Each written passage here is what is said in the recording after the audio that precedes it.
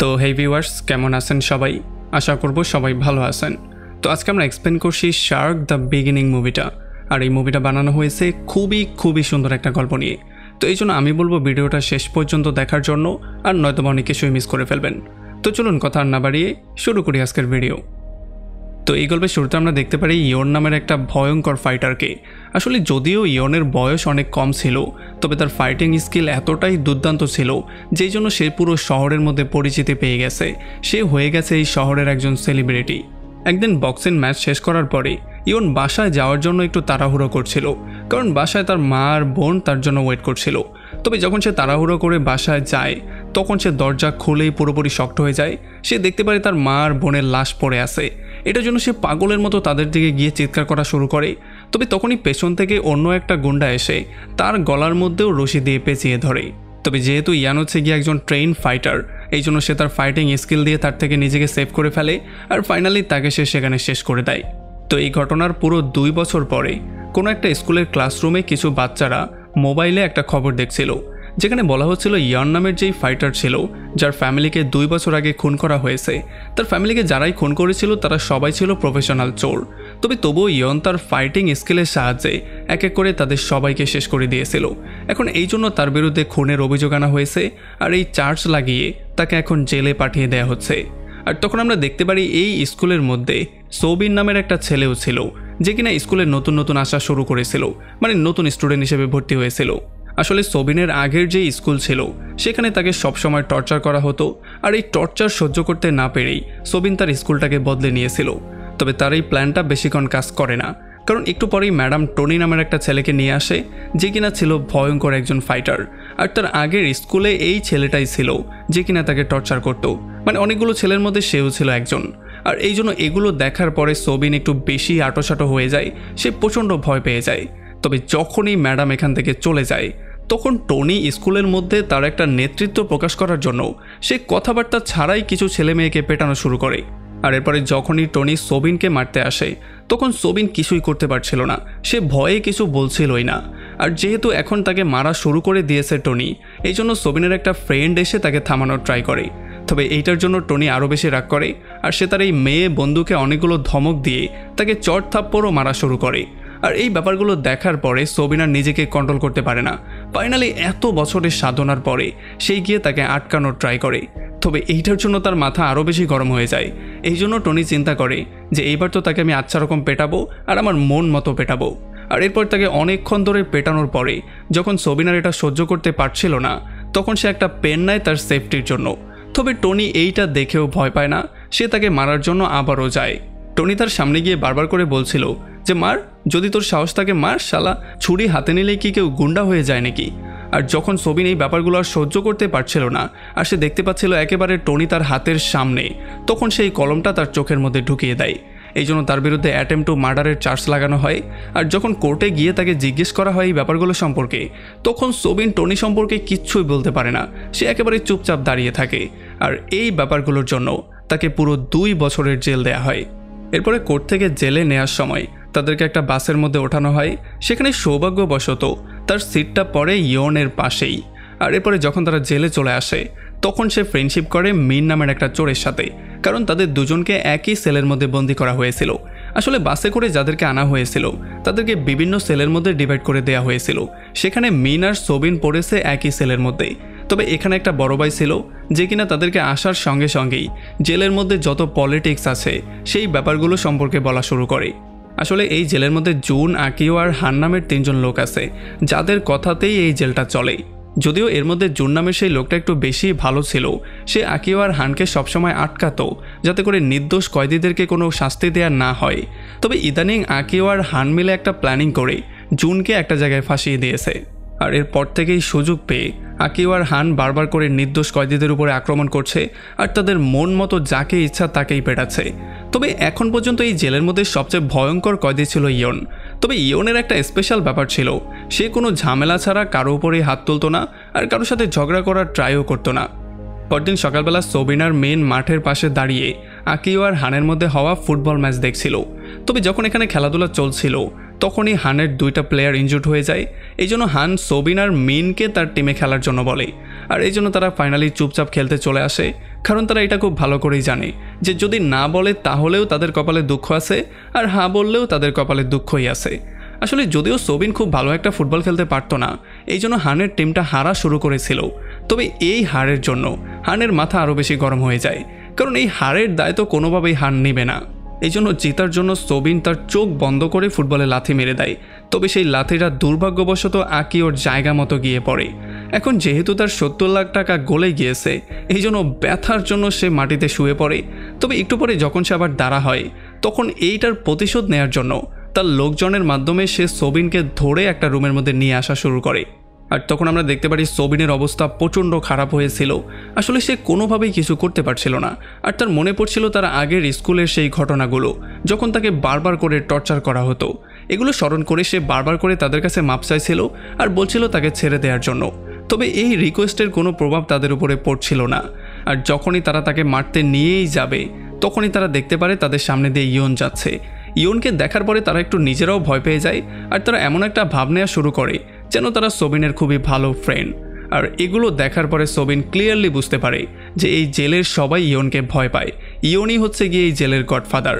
এই জন্য সোবিন নিজেকে সেভ করার জন্য তাদের হাত থেকে ফ্রি হয়ে দৌড়ে চলে আসে ইয়নের কাছে, আর সে তার কাছে বারবার করে বলা শুরু করে তাকে সেভ করার জন্য। যদিও ইয়ন নর্মাল এমন ঝামেলার মধ্যে নিজেকে জড়ায় না, তবে যখন সে দেখতে পেরেছে সোবিন নামের এই ছেলেটা তার সামনে এমন ভিক্ষা চাইছে, তখন সে আর নিজেকে আটকে রাখতে পারে না। আর যখন আকিও আসে তাকে নিয়ে যাওয়ার জন্য, তখন ইয়ন একটা পাঞ্চেই তাকে সেখানে বেহুশ করে ফেলে। আর এরপর আমরা দেখতে পারি কোরিয়ার জেলের মধ্যে প্রত্যেকটা কয়েদির জন্য লেখাপড়া বাধ্যতামূলক। এই জন্য যখন তাদেরকে ক্লাসরুমে নিয়ে পড়ালেখা শেখানো হচ্ছিল, তখন এখানে আকিওর নজরটা সোবিনের উপরেই ছিল, কারণ সে যে কোনো মূল্যে চাইছিল সোবিনকে একটা শিক্ষা দিতে। তবে এরপরে ক্লাসের পরে একটা গার্ড সোবিনকে অন্য একটা রুমে নিয়ে আসে, কারণ তার সাথে কেউ একজন মিট করতে চায়। আর তখন আমরা দেখতে পারি এই লোকটার অন্য কেউ না, এটা হচ্ছে কি টনি নামের সেই ছেলেটা, যার চোখের মধ্যে কলম ঢুকিয়ে দেওয়ার জন্যই সে আজকে জেলে। আসলে টনির একটা চোখ এখনও খারাপ অবস্থায় আছে, সে আর কখনোই সেই চোখ দিয়ে দেখতে পারবে না। আর তাছাড়া গুন্ডাগিরি করার জন্য তাকে স্কুল থেকেও বের করে দেওয়া হয়েছে। এখন সে তার লাইফটা রাস্তায় পার করছে, আর এই সমস্ত কিছুর জন্য সে মনে করছে সোবিনই দায়ী। এই জন্য সে যেই কোনো মূল্যে এখন সোবিনকে জানে মারতে চায়। তবে এইটা শোনার পরেও সোবিন প্রত্যেকবারের মতো এইবারও মাপ চাওয়া শুরু করে। তবে টনির এতে করে কিছুই যায় আসে না, সে আরও ভয় পাওয়া সোবিনকে দেখে একটু আনন্দিতই হয়। এরপরে যখন সোবিন আবারও ক্লাসরুমে এসে বসে পড়ে, তখন সে জানলা দিয়ে দেখতে পারে ইয়ন তার প্র্যাকটিস করছে। এটা দেখার পরে তার মাথায় একটা আইডিয়া আসে। সে চিন্তা করে যে জেল থেকে বেরোতে এখনও তার 2 বছর বাকি। যদি সে এখন গিয়ে ইয়নের থেকে ট্রেনিং নিয়ে নিজেকে একজন ফাইটার বানিয়ে ফেলে, তাহলে সে গিয়ে ভবিষ্যতে নিজেকে প্রোটেক্ট করতে পারবে। এই জন্য সে দ্রুত চলে আসে ইয়নের কাছে তাকে তার ট্রেনার বানানোর জন্য। তবে প্রথমে এটা শোনার পরে ইয়ন তাকে সরাসরি না করে দেয়, কারণ ইয়নের মনে হচ্ছিল যে এই ফাইটিং স্কিলটা শিখে হয়তোবা সে এটার খারাপভাবে ইউজ করবে, কারণ সে হচ্ছে জেলের একজন কয়েদি। তবে যখন সোবিন গিয়ে তাকে তার সমস্ত সত্যিটা বলে, তখন এগুলোতে ইয়ন বিশ্বাস করে ফেলে। আর সে বুঝতে পারে যে না, সোবিনকে যদি সে ফাইটিং স্কিলটা শেখায়, তাহলে সে কখনোই এটার রং ইউজ করবে না। তবে যদি এখনও সে ইয়নকে ট্রেনার হিসেবে চায়, তাহলে তাকে একটা চ্যালেঞ্জ কমপ্লিট করতে হবে। আসলে ইয়ন তাকে চ্যালেঞ্জ দিয়েছে যে এই পুরো মাঠটা 40 মিনিটের মধ্যে 100 বার চক্কর দিতে হবে। যদি এমনটা সে করতে পারে, তাহলেই ইয়ন তার ট্রেনার হবে, আর নয়তোবা সে তাকে ট্রেনিং দিবে না। আর যেহেতু সোবিনের জন্য এই ট্রেনিংটা খুবই ইম্পর্টেন্ট, কারণ তার জীবন মরণের খেলা, এই জন্য সে কোনো কিছু চিন্তা না করেই দৌড়ানো শুরু করে। আর যখন সে দৌড়াচ্ছিল, তখন তার চোখের সামনে শুধু সেই দৃশ্যগুলোই ভাসছিল যখন তাকে স্কুলে বারবার করে টর্চার করা হচ্ছিল। এই জন্য এগুলো চিন্তা করতে করতে সে দৌড়ানো শুরু করে, কারণ তার জন্য মৃত্যু খুবই সহজ, কিন্তু বেঁচে থাকাটা অনেক কঠিন।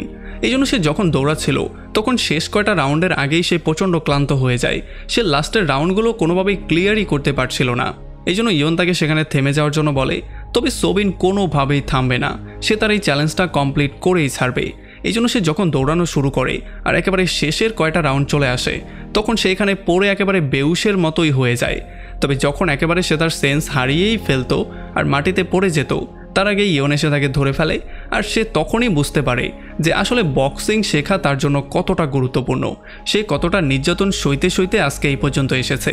এই জন্য সে চিন্তা করে তাকে সে বক্সিং তো শেখাবেই, উল্টো তাকে সে একটু সাহায্যও করবে।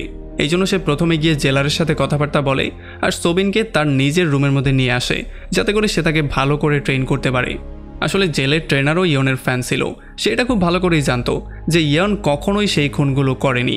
আর তাছাড়া ইয়ন খুবই ভালো একজন মানুষ, আর এই জন্য সে তার কথাটা রাখার জন্য সোবিনকে দ্রুতই তার রুমের মধ্যে শিফট করে দেয়। আর যখন পরদিন থেকেই ইয়ন সোবিনের ট্রেনিং করানো শুরু করে, তখন সোবিনের এত দুর্বল অবস্থা দেখার পরে সে ক্লিয়ারলি বুঝতে পারে যে তাকে একজন ভয়ঙ্কর ফাইটার বানাতে হলে তার পেছনে তাকে অনেক বেশি পরিশ্রম করতে হবে। আর তখন এদিকে আমরা দেখতে পারি আকিও নিজেকে ট্রেন করছিল, কারণ সে যে কোনো মূল্যে বদলা নিতে চায়। সে আর কোনোভাবেই এমন জীবন নিয়ে বাঁচতে চায় না। তবে তখনই তার দুইটা শিষ্য তাকে বলে মিন সম্পর্কে, মানে সোবিনের সাথে যে লোকটা থাকতো। সে বলে যে সেদিন সোবিনের সাথে মিনও ছিল, হয়তোবা আমরা মিনের সাহায্য নিয়ে সোবিনকে ইয়নের থেকে আলাদা করলেও করতে পারি। আর এদিকে যখন সোবিন প্র্যাকটিস করছিল তখন সে খুবই ক্লান্ত হয়ে গিয়েছিল, এই জন্য সে এখন একটু রেস্ট নিতে চাইছিল। তবে তখন ইয়ন তাকে বলে যে তোমার এমন মেন্টালিটি নিয়ে তুমি কখনোই একজন ভালো বক্সার হতে পারবে না। আর এটা শোনার পরে সোবিনের মাথাটা আরও বেশি গরম হয়ে যায়, আর এই জন্য সে আবারও গিয়ে ট্রেনিং করা শুরু করে। সে এত ভয়ঙ্কর করে ট্রেনিং করছিল যে সে দিনরাত পুরো এক করে দিচ্ছিল। আর একটা পর্যায়ে গিয়ে আমরা দেখতে পারি তার বডির মধ্যে হালকা পাতলা চেঞ্জও হওয়া শুরু করে দিয়েছে। আর যেহেতু 24টা ঘন্টা তারা দুজন একসঙ্গেই থাকতো, এই জন্য তাদের মধ্যে ভালো একটা ফ্রেন্ডশিপও হয়ে গিয়েছিল। আর তখন এদিকে আমরা দেখতে পারি টনি নিজের রাগটাকে ঢাকার জন্য সামনে যাকে পেত তাকেই পেটাতো। সে শহরের বিভিন্ন রকমের গুন্ডাদের সাথে ফাইট করা শুরু করে দিয়েছিল। আর এমন করেই ফাইট করতে করতে একদিন তার মুখোমুখি হয়ে যায় একটা ভয়ঙ্কর গ্যাংস্টারের। তবে যখন এই গ্যাংস্টার তার এমন যোগ্যতা দেখতে পারে তখন সে তাকে অফার করে তার নিজের জন্য কাজ করার জন্য। তবে টনি কোনোভাবেই তার হয়ে কাজ করতে চায় না, এই জন্য সে তাকে অপমানিতও করে দেয়। আর যখনই সে তার উপরে আক্রমণ করে তখন এই গ্যাংস্টার তাকে একটা থাপ্পড় দিয়েই মাটিতে ফেলে দেয়। আর এরপর সে তাকে আরও একটা সুযোগ দেয় তার অফারটা রিসিভ করার জন্য। আর যেহেতু টনির এখন টাকা পয়সার দরকার, সে কোনোভাবেই কিছু করতে পারছে না জীবনে, এই জন্য সে তার অফারটাকে অ্যাকসেপ্ট করে নেয় আর তার জন্য কাজ করতে সে রাজি হয়ে যায়। আর তখন এদিকে যখন জেলের মধ্যে সবাই খাবার দাবার খাচ্ছিল তখন সোবিনের কাছে মিন চলে আসে। মিন এসে সোবিনকে বলে যে কিছুদিন পরে ইয়নকে বড়দের জেলে পাঠিয়ে দেওয়া হবে, তখন এখানে আকিওর থেকে বাঁচানোর মতো তোমার কাছে কেউ থাকবে না। তখন কিন্তু আকিও তোমাকে আচ্ছা রকম ধোলাই করে আলু ভর্তা করবে। আর এগুলো শোনার পরে সোবিনের অবস্থা খুবই খারাপ হয়ে যায়, তার মনটাও খুবই খারাপ হয়ে যায়, কারণ ইয়ন তাকে এই সমস্ত ব্যাপারগুলোতে কিছুই বলেনি। আর এই জন্য সে গিয়ে ইয়নের সাথে কথাবার্তা বলার সিদ্ধান্ত নেয়। যখন সে ইয়নের কাছে এগুলো জিজ্ঞেস করে তখন ইয়ন তাকে তেমন কিছু না বলে তাকে বলে যে একদিন না একদিন তো তোমার নিজের জন্যই তোমাকে ফাইট করতে হবে, সবসময় তো আমি তোমাকে প্রোটেক্ট করতে পারবো না। সো সেই দিনটা খুব শীঘ্রই আসছে, তুমি একেবারেই এগুলো নিয়ে চিন্তা করবে না। আর এগুলো শোনার পরে আরও একটু মোটিভেট হয়ে সোবিন আবারও তার কাজে লেগে পড়ে, মানে সে আবারও নিজেকে ট্রেন করা শুরু করে। আর এরপরে যখন সোবিন তার রুমের দিকে যাচ্ছিল তখন সে দেখতে পারে আকিওর দুইটা ছেলে মিনকে বিরক্ত করছে, এই জন্য সে মিনকে সেভ করতে যায়। আর যখন সেই ছেলেগুলো তাকে আটকানোর ট্রাই করে তখন সোবিন তার ফাইটিং স্কিলের সাহায্যে তাদের দুজনকে সেখানেই কাট করে দেয়। আর যখনই এই ব্যাপারটা আকিও জানতে পারে তখন সেই দুইটা ছেলেকে অর্ডার দিয়ে বলে দেয় যে যেই কোনো মূল্যে তাকে ধরে আমার কাছে নিয়ে আসো। তবে এই বাচ্চাগুলো এতটাই ভয় পেয়েছিল যে তারা গিয়ে সোবিনের কাছে সাহায্যই চাওয়া শুরু করে, বলে যে প্লিজ আপনি গিয়ে তার সাথে মিট করুন, নয়তো সে আমাদেরকে মেরে ফেলবে। আর এই জন্য ফাইনালি সোবিন নিজেই গিয়ে তার সাথে মিট করে। আর প্রথমেই সে তার ভুলের জন্য সে তার কাছে মাপ চায়। তবে আকিওর এতে করে কিছুই যায় আসে না, সে উল্টো সোবিনের উপরেই আক্রমণ করে দেয়। তবে এখন আর এটা আগের সোবিন নেই, এখনকার সোবিন হচ্ছে গিয়ে সম্পূর্ণ ভিন্ন। এই জন্য সে বারবার করে নিজেকে প্রোটেকশন দিচ্ছিল আর সে বারবার করে তার উপরে আক্রমণও করে দিচ্ছিল, কারণ এখন তার মধ্যে একটা ফাইটিং স্কিল আছে। তবে এখন পর্যন্ত আকিও তার চেয়ে বেশি শক্তিশালী ছিল, এই জন্য সে কোনোভাবেই তার সাথে পারছিল না। আকিও তাকে ধরে আচ্ছা রকম ধোলাই করে একটা আছাড় দিয়ে মাটিতে পর্যন্ত ফেলে দেয়। এইটার পরে সবার মনে হয়েছিল যে ফাইটটা হয়তো এখানেই শেষ। তবে তখন আমরা দেখতে পারি সোবিন আবারও তাড়া হয়, আর এইবার সে যে আকিওকে পেটানো শুরু করে সে তাকে ততক্ষণ পর্যন্ত পেটায় যতক্ষণ পর্যন্ত ইয়ন তাকে থামিয়ে না ফেলে, আর নয়তো আজকে সে তাকে মেরেই ফেলতো। আর এরপর তারা দুজন চুপচাপ সেখান থেকে বেরিয়ে চলে যায়। আর এদিকে টনি শহরের মধ্যে খুবই ভয়ঙ্কর হয়ে উঠছিল, তার গুন্ডাগিরি পুরো শহরের মধ্যে ফেমাস হয়ে যাচ্ছিল। আর তাছাড়া তাকে যেই কাজটাই দেয়া হতো সেটা সে খুব সহজেই কমপ্লিট করে ফেলতো। আসলে সে মানুষ মারতে এতটাই পছন্দ করত যে সে সামনে যাকে পেত তাকেই মেরে ফেলতো, এবার সে দোষী হোক বা নির্দোষ। আর তখন এদিকে জেলের মধ্যে আমরা দেখতে পারি সোবিন আর ইয়নের লাস্ট ফাইট। আসলে এইবার যখন সোবিনকে ট্রেনিং করা ছিল ইয়ন, তখন সোবিন তার স্কিলের সাহায্যে ইয়নের মুখে একটা পাঞ্চ করেই দিচ্ছিল, তবে সে শেষ পর্যন্ত নিজেকে আটকে ফেলে।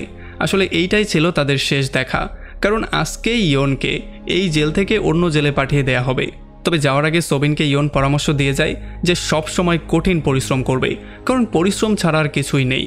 এটা বলে যখন তাকে নিয়ে চলে যাওয়া হয় তখন আমরা দেখতে পারি জুনকেও ফ্রি করে দেয়া হয়, মানে তাকে যে অন্য সেলের মধ্যে বন্দি করা হয়েছিল সেখান থেকে তাকে ফ্রি করে দেয়া হয়। যার মানে এখন এটা ক্লিয়ার যে জেলের মধ্যে কোনো মারামারি হবে না, কোনো নির্দোষকে আর কেউ মারতে পারবে না।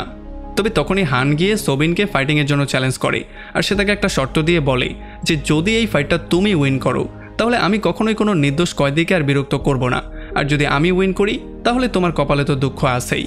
আর এই ফাইনালি এই ফাইটটার জন্য তারা 5 দিন পরে মিট করার সিদ্ধান্ত নেয়। আর এই ঝামেলার মধ্যেই টনি চলে আসে সোবিনের সাথে মিট করতে, কারণ সে যে জেলের মধ্যে প্র্যাকটিস করছে এই প্র্যাকটিসের খবর বাইরে পর্যন্ত চলে এসেছে। তবে আমরা দেখতে পারি টনি ভয় পাওয়ার জায়গায় আরও একটু বেশি হ্যাপি হয়ে যায়, কারণ সে জানে যে এখন তার সাথে ফাইট করে একটু মজা পাওয়া যাবে। কারণ আগে শুধু সে বারবার করে মাপ চাইতো, তাকে পিটিয়ে পর্যন্ত মজা ছিল না। আর এরপরে যখনই হান আর সোবিনের মধ্যে ফাইটিংয়ের দিন চলে আসে তখন আমরা দেখতে পারি তারা দুজন একে অন্যকে আচ্ছা রকম ধোলাই করছিল, কারণ তারা দুজনেই ছিল খুবই ভয়ঙ্কর ফাইটার। তবে যেহেতু সোবিন এতদিন কঠোর পরিশ্রম করেছে এই জন্য ফাইনালি তার পরিশ্রমের কাছে হানকে হার মানতেই হয়। আর সোবিন তাকে আচ্ছা রকম ধোলাই যখন করা শুরু করে দিয়েছিল তখনই হান নিজের হারটা স্বীকার করে নেয় আর সে তার প্রমিসটাকে রক্ষা করার কথা বলে। যার মানে আমরা বুঝতে পারি এখন থেকে যেহেতু সোবিনকে সবাই ভয় পাচ্ছে এই জন্য এখন আর জেলের মধ্যে কোনো মারামারি কাটাকাটি হবে না। আর এই জন্য জেলের মধ্যে যত গুন্ডা পান্ডা ছিল তারা সবাই সোবিনের সাথে ফ্রেন্ডশিপও করে নেয়, কারণ তারা জানে যে যদি সোবিনের সাথে ফ্রেন্ডশিপ তারা না করে তাহলে তাদের কপালেও যে কোনো সময় দুঃখ চলে আসবে। এমন করে করেই সময়গুলো পার হয়ে যায় আর সোবিনের জেলের 2 বছর কমপ্লিট হয়ে যায়। আর এরপরে যখনই সোবিনকে ফ্রি করে দেয়া হয় আর সোবিন জেল থেকে বাইরে আসে তখন সে দেখতে পারে তার জন্য টনি ওয়েট করছে। এখানে টনি তার সাথে কোনো কথাবার্তা না বলে একটা মাঠের মধ্যে তাকে নিয়ে তার সঙ্গে মারামারি করা শুরু করে। যখন তাদের মধ্যে মারামারি শুরু হয় তখন আমরা দেখতে পারি তারা দুজনেই এতটা ভয়ঙ্কর ফাইটার ছিল যে তারা একে অন্যকে একটা ঘুষি পর্যন্ত দিতে পারছিল না। তবে একটু পরে টনি তার আসল রূপে ব্যাক করে আর সে সোবিনকে ঠিক আগের মতো করেই পেটানো শুরু করে। সে তাকে ধোলাই করে মাটিতে পর্যন্ত ফেলে দেয়। আর তখনই সোবিনের চোখের সামনে চলে আসে ইয়নের ফেসটা, আর এই জন্য সে আবারও উঠে দাঁড়া হয় আর ইয়নের সাথে ফাইট করা শুরু করে। তবে কোনোভাবেই সে ইয়নকে মারতে পারছিল না, কারণ ইয়ন হচ্ছে তার চেয়ে বেশি ভয়ঙ্কর ফাইটার আর তাছাড়া সে তার চেয়ে বেশি শক্তিশালীও বটে। তবে তখনই সোবিনের মনে পড়ে ইয়নের শেখানো একটা নতুন টেকনিকের কথা, আর যখন এই টেকনিকটার ইউজ করে সে টনির মুখের মধ্যে জোরে একটা পাঞ্চ করে তখন টনি এতটাই আহত হয়ে যায় যে সে মাটিতে পড়ার পরে আর উঠতেই পারছিল না। এখন টনিকে আচ্ছা রকম ধোলাই করে তাকে হারিয়ে দিয়ে সোবিন সেখান থেকে বাইরে বেরিয়ে চলে আসে। আর আমরা দেখতে পারি ইয়ন আর সোবিন দুজন একে অন্যের থেকে অনেকটা দূরে থাকা সত্ত্বেও তাদের মধ্যে খুবই ভালো একটা ফ্রেন্ডশিপ ছিল। একটা সময় জেলের মধ্যে সোবিন গিয়ে ইয়নের সাথে মিটও করে, আর এমনই একটা পয়েন্টে এই পুরো মুভিটা এখানে শেষ হয়ে যায়। তো আমাকে কমেন্ট করে জানান কেমন লাগলো ভিডিও।